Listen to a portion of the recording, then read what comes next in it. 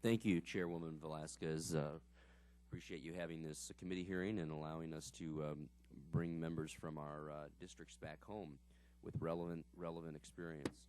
Ranking Member Graves, fellow committee members, I'm honored to welcome today Ms. Wendy Martin, who is the corporate officer for Martin Publishing in Havana, Illinois.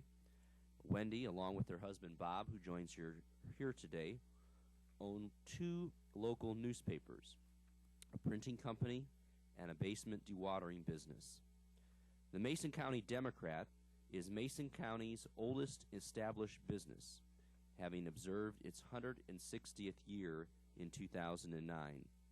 Their other newspaper, the Fulton Democrat, recently celebrated its 155th anniversary and is the oldest established business in Fulton County.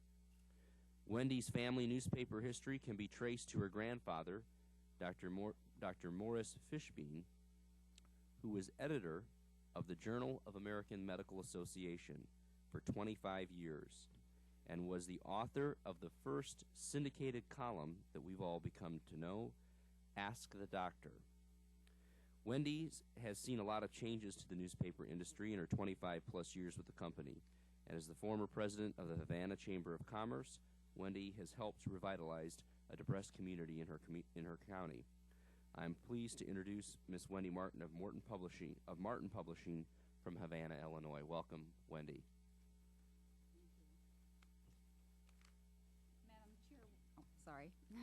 Madam Chairwoman, Ranking Member Graves, and Congressman Schock, thank you so much for the opportunity to talk to you here today.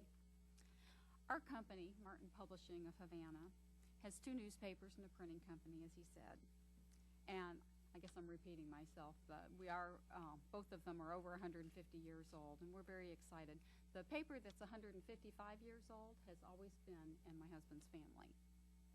My husband, Bob, here, he and I have been working together for 36 years, although he's got a few more years seniority on me. He started at the newspaper when he was 7 sweeping floors. He says that's indentured servitude. When I started, we had a linotype operator, and we cast the headlines in hot lead. In 1974, who could have imagined personal home computers, Google, Yahoo, and news aggregators? For those reasons, and a variety of others, the newspaper industry has changed dramatically. For once, it's to our advantage to be the small hometown newspaper. Our news is all local, and our readers depend on us to cover the schools, the city councils, 4-H clubs, and the things that matter to them. Industry-wide, circulation has taken a nosedive, but we're kind of holding our own. Bob says we're kind of like you. You get elected every 2 years, and our readers vote on us every year when we send out the subscription renewal forms. To stay competitive, it's always critical to keep your equipment and processes up to date. In the next few weeks, we'll complete the launch of new internet editions of our newspapers. Our mission is to provide the best local news coverage that we can, but the success of our business really depends on other small businesses. The majority of our customers are just like us, small local entrepreneurs catering to the local communities that we serve. Thanks to a federal USDA RCDI grant, we were able to be part of a program called Shop Havana that supports our community of 3,800. The goal was to raise community awareness regarding the difference people could make by doing just a little more shopping at home. We calculated that if each resident spent just $12 a week more in town, that they could make $1 million difference in Havana at the end of the year. This wasn't spend $12 more, just spend $12 that they might have spent out of town at home. In addition to promoting it in the newspaper, our printing company helped by designing decals for the doors of every business in town and table tents that were placed by the cash registers. They were there to remind shoppers that the best reasons to shop Havana were that local businesses were there to serve them with personal service, high-quality goods. They created local jobs, and it kept tax dollars at home. While we're only 6 months into the program, we know already that the benefits have been incalculable.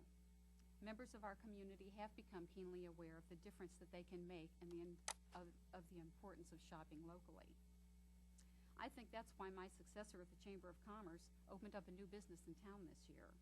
Why the owner of a restaurant that burned to the ground last year reinvested all of his money back in the community and has reopened. He named the bar the Phoenix.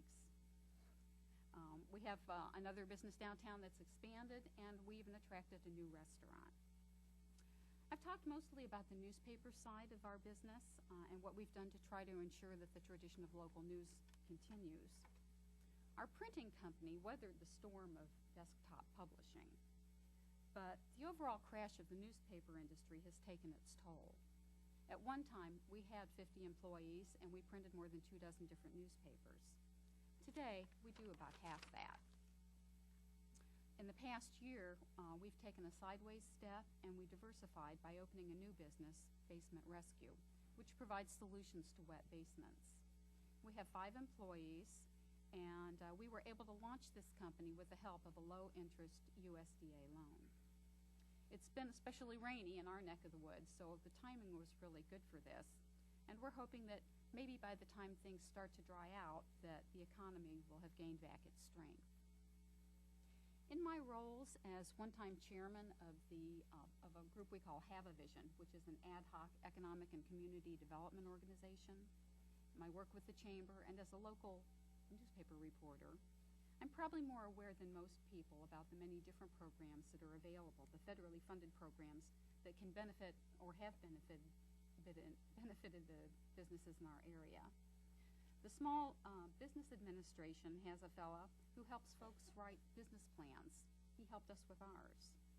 In addition to Shop Havana, we have a brand spanking new National Scenic Byway, and it's expected to open new vistas for businesses as well as tourists. Congress's continued support for these programs and others like them is essential.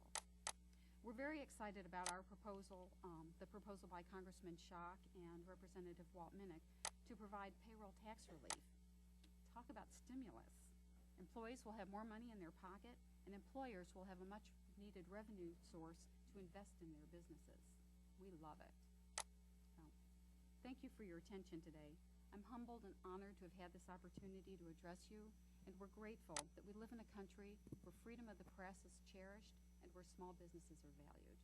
Thank you very much.